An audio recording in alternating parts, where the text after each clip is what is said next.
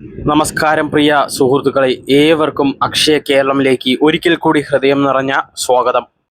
ഇന്നത്തെ വീഡിയോയിൽ 4 പ്രധാനപ്പെട്ട വിഷയങ്ങളാണ് നമ്മൾ വിശദമായി പരിശോധിക്കുന്നത്. ഒന്നാമതായി, അർഹതയില്ലാത്ത റേഷൻ കാർഡുകാർക്കെതിരെ സർക്കാർ ആരംഭിച്ച വലിയ പരിശോധനയും 86,000 മുൻഗണനാ റേഷൻ കാർഡുകൾ റദ്ദാക്കുന്ന നടപടിയും ഇനിയും തുടർന്ന് പുതിയ കാർഡുകളും റദ്ദാക്കാൻ സാധ്യതയുണ്ട്, അതിനെക്കുറിച്ചുള്ള കാര്യങ്ങളും. രണ്ടാമതായി, വിദ്യാർത്ഥികൾക്ക് ആശ്വാസമാകുന്ന കണക്ട് ടു വർക്ക് സ്കോളർഷിപ്പ് പദ്ധതിയുടെ പുനരാരംഭവും കുടിശ്ശിക വിതരണവും സംബന്ധിച്ച വിവരങ്ങളും. മൂന്നാമതായി, സാമൂഹ്യ സുരക്ഷാ ക്ഷേമ പെൻഷൻ വിതരണം സംബന്ധിച്ച് സർക്കാർ പ്രഖ്യാപിച്ച വലിയ മാറ്റം. ഇനി പെൻഷൻ വിതരണം എങ്ങനെ നടക്കും, ആർക്കാണ് ഇത് ഗുണം ചെയ്യുക, ആർക്കൊക്കെ പെൻഷൻ മുടങ്ങും, എന്തൊക്കെ കാര്യങ്ങളാണ് ശ്രദ്ധിക്കേണ്ടത്, എല്ലാം വിശദമായി നമ്മൾക്ക് നോക്കാം. അതുപോലെ ഓണം പെൻഷൻ ലഭിക്കുമോ, ഈ ഒരു കാര്യം ഇതിൽ ബാധകമാകുമോ എന്നുള്ള കാര്യവും നമ്മൾ നോക്കുന്നുണ്ട്. അതുപോലെ PM കിസാൻ ഗഡു സംബന്ധിച്ച 4ാമത്തെ കാര്യവും നമ്മൾ നോക്കുന്നുണ്ട്. അതുകൊണ്ട് വീഡിയോ ആരംഭിക്കുന്നതിന് മുൻപ് ഒരു പ്രധാന കാര്യം ഓർമ്മിപ്പിക്കട്ടെ. ഈ വീഡിയോയിലെ വിവരങ്ങൾ പൊതുജനങ്ങൾക്ക് ഉപകാരപ്രദമാകുന്ന സർക്കാർ തീരുമാനങ്ങളെയും നടപടിക്രമങ്ങളെയും അടിസ്ഥാനമാക്കിയതാണ്. ഔദ്യോഗിക ഉത്തരവുകൾ വരുമ്പോൾ അതിലെ വ്യവസ്ഥകൾക്ക് അന്തിമ പ്രാധാന്യം നൽകുകയും വേണം. നമ്മൾക്ക് ആദ്യത്തെ പ്രധാന വാർത്ത നോക്കാം. സംസ്ഥാനത്ത് മുൻഗണനാ റേഷൻ കാർഡുകളുടെ അർഹത വീണ്ടും പരിശോധിക്കുന്ന നടപടികൾ ശക്തമാക്കിയിരിക്കുകയാണ്. വിവിധ സർക്കാർ വകുപ്പുകളിൽ നിന്നുള്ള വരുമാന വിവരങ്ങൾ, നികുതി രേഖകൾ, മറ്റ് ഔദ്യോഗിക ഡാറ്റകൾ എന്നിവ പരിശോധിച്ച ശേഷമാണ് അർഹത ഇല്ലാത്തവരെ കണ്ടെത്തി നിരവധി കാർഡുകാർക്കെതിരെ നടപടി ആരംഭിച്ചിരിക്കുന്നത്. ലഭ്യമായ വിവരങ്ങൾ പ്രകാരം ഏകദേശം 86,000 മുൻഗണനാ റേഷൻ കാർഡുകൾ റദ്ദാക്കുന്ന നടപടിയാണ് ഇപ്പോൾ പുരോഗമിക്കുന്നത്. ഇതിന്റെ പ്രധാന ഉദ്ദേശം യഥാർത്ഥത്തിൽ അർഹരായ കുടുംബങ്ങൾക്ക് സർക്കാർ ആനുകൂല്യങ്ങൾ ഉറപ്പാക്കുക എന്നതാണ്. അതുകൊണ്ട് മുൻഗണനാ റേഷൻ കാർഡ് കൈവശമുള്ളവർ ഭയപ്പെടേണ്ട സാഹചര്യമില്ല. എന്നാൽ കാർഡിലെ വിവരങ്ങൾ ശരിയാണോ എന്ന്, കുടുംബത്തിലെ നിലവിലെ വിവരങ്ങൾ പുതുക്കിയിട്ടുണ്ടോ എന്ന്, സർക്കാർ ആവശ്യപ്പെടുന്ന രേഖകൾ കൃത്യമായി നൽകിയിട്ടുണ്ടോ എന്നും ഉറപ്പാക്കേണ്ടത് വളരെ പ്രധാനമാണ്. വരുമാനം വർദ്ധിച്ചിട്ട് മുൻഗണനാ കാർഡ് തുടരുന്നവർ, അർഹതാ മാനദണ്ഡങ്ങൾ പാലിക്കാത്തവർ, തെറ്റായ വിവരങ്ങൾ നൽകിയവർ എന്നിവർക്കെതിരെയാണ് പ്രധാനമായും പരിശോധന നടക്കുന്നത്. ഇതോടൊപ്പം മറ്റൊരു പ്രധാന ചർച്ചയും സർക്കാർ തലത്തിൽ നടത്തുകയാണ്. നിലവിൽ മുൻഗണനാ പട്ടിക ഉൾപ്പെടാത്ത ചില അർഹതാ വിഭാഗങ്ങളെ ഭാവിയിൽ മുൻഗണനാ പട്ടികയിൽ ഉൾപ്പെടുത്താനുള്ള സാധ്യതയും സർക്കാർ പരിഗണിക്കുന്നതായ റിപ്പോർട്ടുകളുണ്ട്. ഇത് സംബന്ധിച്ച അന്തിമ തീരുമാനം വന്നാൽ നിരവധി കുടുംബങ്ങൾക്ക് ഗുണകരമാകാൻ സാധ്യതയുണ്ട്. ഇപ്പോൾ പ്രധാനമായും GST അതുപോലെ തന്നെ ഇൻകം ടാക്സ് റിട്ടേൺ ഫയൽ ചെയ്ത 3 ലക്ഷത്തിൽ കൂടുതൽ ഒരു വർഷം വാർഷിക വരുമാനമുള്ളവരെയാണ് ഇപ്പോൾ അവർക്കെതിരെയാണ് നടപടി സ്വീകരിച്ചിരിക്കുന്നത് എന്ന കാര്യം പ്രത്യേകം ശ്രദ്ധിക്കണം. ഇനി രണ്ടാമത്തെ പ്രധാന ഒരു വാർത്തയാണ് കണക്ട് ടു വർക്ക് സ്കോളർഷിപ്പ്. വിദ്യാർത്ഥികൾ ഏറെ പ്രതീക്ഷയോടെ കാത്തിരുന്ന chief minister's connect to work scholarship പദ്ധതിയെക്കുറിച്ചും നല്ല വാർത്തയാണ് ലഭിക്കുന്നത്. ഈ പദ്ധതിയുടെ അർഹരായ വിദ്യാർത്ഥികൾക്ക് പ്രതിമാസം 1000 രൂപയുടെ സാമ്പത്തിക സഹായമാണ് ലക്ഷ്യമിടുന്നത്.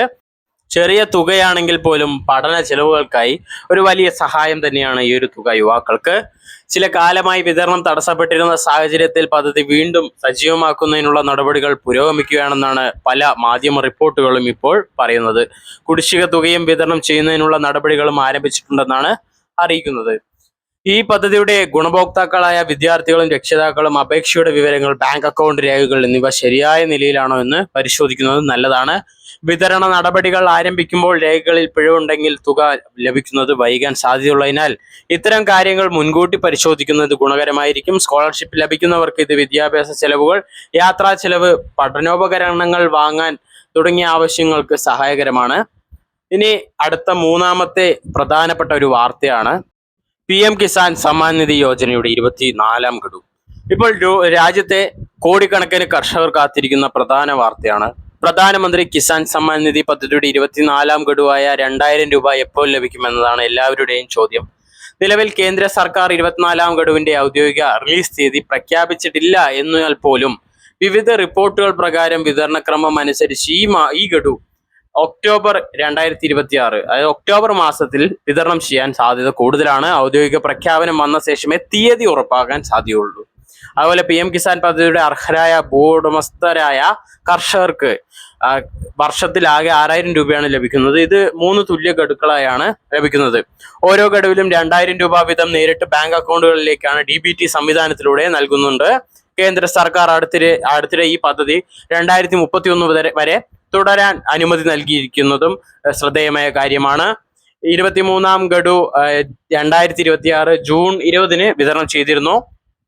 June, July, August, September, October. ഇനി ഒക്ടോബർ മാസത്തിലാണ് ഓരോ 4 മാസം കൂടുമ്പോഴാണ് ഇനി വിതരണം. എല്ലാ വർഷവും അങ്ങനെ തന്നെയാണ്, 4 മാസം കൂടുമ്പോഴാണ് അടുത്ത ഗഡു വിതരണം ചെയ്യുന്നത്. അതുപോലെ തന്നെ ഒക്ടോബർ തന്നെയാണ് ഇപ്പോൾ എല്ലാ മാധ്യമങ്ങളും റിപ്പോർട്ട് ചെയ്യുന്ന വാർത്ത. അന്ന് 9.44 കോടിയിലധികം കർഷകരുടെ അക്കൗണ്ടുകളിലേക്ക് 18,880 കോടി രൂപയിലധികം കേന്ദ്ര സർക്കാർ DBT സംവിധാനം വഴി കൈമാറിയിരുന്നു. ഇനി 24-ാം ഗഡു ലഭിക്കാൻ കർഷകർ നിർബന്ധമായും ചില കാര്യങ്ങൾ പരിശോധിക്കണം. ഒന്നാമത്തേത് KYC പൂർത്തിയാക്കിയിരിക്കണം എന്നുള്ളതാണ്. രണ്ടാമത്തെ കാര്യം ആധാർ നമ്പർ ബാങ്ക് അക്കൗണ്ടുമായി ശരിയായി ബന്ധിപ്പിച്ചിട്ടുണ്ടെന്ന് പരിശോധിക്കുക. KYC ചെയ്യാത്തവർക്ക് ഗഡു തടസ്സപ്പെടും, അത് പ്രത്യേകം ശ്രദ്ധിക്കുക. മൂന്നാമത്തെ കാര്യമാണ് ഭൂമിയുടെ രേഖകൾ തെറ്റുകളില്ലെന്ന് ഉറപ്പാക്കേണ്ടത്. ഭൂവിവരങ്ങളിൽ പൊരുത്തക്കേടുണ്ടെങ്കിൽ ഗഡു തടഞ്ഞു വെക്കാൻ സാധ്യത കൂടുതലാണ്. നാലാമത്തെ കാര്യമാണ് ബാങ്ക് അക്കൗണ്ട് സജീവമാണോ എന്നും അക്കൗണ്ട് വിവരങ്ങളിൽ ശരിയാണോ എന്നുള്ളതും നമ്മൾ ചെക്ക് ചെയ്യേണ്ട കാര്യമാണ്. ഇപ്പോൾ ഒരു പ്രധാന കാര്യം, എല്ലാത്തിലും പേര് എല്ലാ കാര്യങ്ങളും ഒരേപോലെ ഉണ്ടാവണം. ഒരുപക്ഷെ ബാങ്ക് അക്കൗണ്ടിലും ആധാറിലും വ്യത്യസ്ത പേരും കാര്യങ്ങളൊക്കെ ആണെന്നുണ്ടെങ്കിൽ ഒരുപക്ഷെ ഗഡു തടസ്സപ്പെടാനും സാധ്യതയുണ്ട്. നിങ്ങളുടെ ഗഡു തടസ്സപ്പെടാനുള്ള പ്രധാനപ്പെട്ട കാര്യം കൃഷി ഓഫീസറുമായി നിങ്ങൾക്ക് ബന്ധപ്പെട്ട് സംസാരിക്കാവുന്നതുമാണ്. ഇനി അഞ്ചാമത്തെ കാര്യം, ഭാര്യയും ഭർത്താവും ഒരേ കുടുംബത്തിൽ നിന്ന് ഇരുവരും ആനുകൂല്യം വാങ്ങുന്നുണ്ടോ എന്നതും അർഹത പാലിക്കുന്നുണ്ടോ എന്നതും സർക്കാർ പരിശോധിക്കുന്നുണ്ട്. സംശയാത്മകമായ ചില കേസുകളിൽ ഭൗതിക പരിശോധന പൂർത്തിയാക്കുന്നതുവരെ ആനുകൂല്യം താൽക്കാലികമായി തടഞ്ഞു വയ്ക്കുമെന്ന് PM കിസാൻ പോർട്ടലും അറിയിക്കുന്നുണ്ട്. നിങ്ങൾ PM കിസാൻ പദ്ധതിയുടെ ഗുണഭോക്താവാണെങ്കിൽ KYC പൂർത്തിയാക്കുക, ആധാർ ലിങ്കിങ് പരിശോധിക്കുക, അതുപോലെ തന്നെ ഭൂവിവരങ്ങൾ ശരിയാണോ എന്ന് ഉറപ്പാക്കുക. ഈ നടപടികൾ പൂർത്തിയാക്കിയാൽ 24-ാം ഗഡു എത്തുമ്പോൾ തുക നേരിട്ട് ബാങ്ക് അക്കൗണ്ടിലേക്ക് ലഭിക്കാൻ സാധ്യതയാണ്. അതേപോലെ തന്നെ 24-ാം ഗഡു ഒക്ടോബർ മാസത്തിലാണ്, പക്ഷേ ഇതുവരെ ഔദ്യോഗിക തീയതി പ്രഖ്യാപിച്ചിട്ടുമില്ല എന്നുള്ളതും ശ്രദ്ധിക്കേണ്ടതാണ്. ഇനി അടുത്ത പ്രധാനപ്പെട്ട കാര്യമാണ്, 4-ാമത്തെ വാർത്തയാണ്. ക്ഷേമ പെൻഷൻ വിതരണം പുതിയ രീതിയിലാണ് ഇനി വരുന്നത്. ഇപ്പോൾ ഏറ്റവും കൂടുതൽ ആളുകളെ ബാധിക്കുന്ന ഏറ്റവും പ്രധാനപ്പെട്ട വാർത്തയാണ് ഈ ക്ഷേമ പെൻഷൻ വിതരണം. സംസ്ഥാനത്ത് സാമൂഹ്യ സുരക്ഷാ ക്ഷേമ പെൻഷൻ വിതരണം സംബന്ധിച്ച് സർക്കാർ വലിയ നയപരമായ മാറ്റമാണ് പ്രഖ്യാപിച്ചിരിക്കുന്നത്. ഇതുവരെ പല പ്രദേശങ്ങളിലും സഹകരണ സംഘങ്ങളുടെയും സഹകരണ ബാങ്കുകളുടെയും സഹായത്തോടെയായിരുന്നു പെൻഷൻ വിതരണം നടന്നിരുന്നത്. എന്നാൽ ഇനി മുതൽ പെൻഷൻ വിതരണം പ്രധാനമായും വാണിജ്യ ബാങ്കുകൾ വഴിയാക്കാനുള്ള തീരുമാനമാണ് ഇപ്പോൾ സർക്കാർ പ്രഖ്യാപിച്ചിരിക്കുന്നത്. ഈ മാറ്റത്തിന് സർക്കാർ പറയുന്ന പ്രധാന കാരണം എന്താണെന്നാൽ വിതരണം കൂടുതൽ സുതാര്യമാക്കുകയും വേഗത്തിലാക്കുകയും ചെയ്യുക എന്നതാണ്. ബാങ്കിംഗ് സേവനത്തിലൂടെ നേരിട്ട് ഗുണഭോക്താക്കളുടെ അക്കൗണ്ടിലേക്ക് തുക എത്തുമ്പോൾ വിതരണം സംബന്ധിച്ച കാലതാമസം കുറയുമെന്നും കൃത്യമായ രേഖകൾ ലഭ്യമാകുമെന്നും സർക്കാർ പറയുന്നുണ്ട്. പെൻഷൻ വാങ്ങുന്നവർ ഈ സാഹചര്യത്തിൽ ചില കാര്യങ്ങൾ പ്രത്യേകം ശ്രദ്ധിക്കുക. ആദ്യം ബാങ്ക് അക്കൗണ്ട് സജീവമാണോ എന്ന് ഉറപ്പാക്കുക. ആധാർ ബാങ്ക് അക്കൗണ്ടുമായി ബന്ധിപ്പിച്ചിട്ടുണ്ടോ എന്ന് പരിശോധിക്കുക. ബാങ്ക് അക്കൗണ്ട് വിവരങ്ങൾ മാറ്റമുണ്ടെങ്കിൽ അത് ബന്ധപ്പെട്ട അധികാരികളെ അറിയിക്കുക. മൊബൈൽ നമ്പർ ബാങ്ക് രജിസ്റ്റർ ചെയ്തിട്ടുണ്ടെങ്കിൽ പണം ക്രെഡിറ്റ് ചെയ്യുന്ന വിവരം നിങ്ങൾക്ക് SMS ആയി ലഭിക്കാൻ കൂടുതൽ സൗകര്യമാകും. അതുപോലെ തന്നെ ഇപ്പോൾ സഹകരണ ബാങ്ക് വഴിയോ മറ്റേതെങ്കിലും രീതിയിലോ പെൻഷൻ ലഭിക്കുന്നവർക്ക് സർക്കാർ പിന്നീട് നൽകുന്ന മാർഗനിർദ്ദേശങ്ങൾ അനുസരിച്ചായിരിക്കും തുടർ നടപടികൾ. അതുകൊണ്ട് ഔദ്യോഗിക അറിയിപ്പുകൾ വരുന്നതുവരെ തെറ്റായ പ്രചരണങ്ങൾ വിശ്വസിക്കാതിരിക്കുക. അതായത് ഓണത്തിന് പെൻഷൻ ലഭിക്കുക എന്നുള്ളതെല്ലാം ലഭിക്കില്ല എന്ന് പറയുന്നതെല്ലാം തെറ്റായ വാർത്തയാണ്. കാരണം ഓണത്തിന് അതായത് ഇന്നലെ വന്ന പ്രഖ്യാപനമാണ് ഇത്. ഇനി ഇത് ഒഫീഷ്യലായി ഇതിന്റെ മാനദണ്ഡങ്ങൾ കാര്യങ്ങളെല്ലാം പറഞ്ഞ് നമ്മൾ പുതിയ ബാങ്ക് അക്കൗണ്ട് അതിൽ സീഡ് ചെയ്യേണ്ട ആവശ്യമായിട്ട് വരും. അപ്പോഴാണ് ഈ ഒരു നടപടിക്രമങ്ങൾ പൂർത്തിയാകുക. ഈ മസ്റ്ററിങ് ഇപ്പോൾ നടന്നുകൊണ്ടിരിക്കുകയാണ്, പ്രത്യേകം ശ്രദ്ധിക്കണം. അതിനുശേഷം ഈ ഓണം പെൻഷൻ നിങ്ങൾക്ക് എന്തായാലും വീട്ടിൽ തന്നെ പണം എത്തിക്കുന്നതായിരിക്കും. പല ആൾക്കാർക്കും ഇതൊരു ബുദ്ധിമുട്ടായിരിക്കും. ഈ ഒരു ബാങ്ക് അക്കൗണ്ട് മുഖേന നേരിട്ട് പോയി ബാങ്ക് അക്കൗണ്ട് എടുക്കുന്നുള്ളതെല്ലാം ഒരു വളരെയധികം ശ്രമമായ ഒരു കാര്യമായിരിക്കും. അതുകൊണ്ട് തന്നെ ബാങ്ക് അക്കൗണ്ട് നിങ്ങൾ തുടങ്ങിയ ശേഷം നിങ്ങൾ സ്മാർട്ട് ഫോൺ ആണെന്നുണ്ടെങ്കിൽ UPI സംവിധാനം ആരംഭിക്കുന്നത് വളരെയധികം നല്ലതായിരിക്കും. കാരണം നിങ്ങൾക്ക് നേരിട്ട് ATM പോയി പണം എടുക്കേണ്ട ആവശ്യം ഒരു ബുദ്ധിമുട്ടായി തോന്നുന്നുണ്ടെങ്കിൽ അത് ആവശ്യം വരില്ല. നിങ്ങൾക്ക് ഫോണിൽ തന്നെ അതൊന്ന് പഠിക്കാവുന്നതാണ്. അപ്പോൾ ഇങ്ങനെയുള്ള ഇൻഫോർമേറ്റീവ് വീഡിയോസിനായി ചാനൽ സബ്സ്ക്രൈബ് ചെയ്യാനും ബെല്ലൈക്കൻ എനേബിൾ ചെയ്യാനും സപ്പോർട്ട് ചെയ്യാനും മറക്കരുത്. വീണ്ടും ഒരു വീഡിയോയിൽ കാണാം. അതുവരെയ്ക്കും നന്ദി, നമസ്കാരം.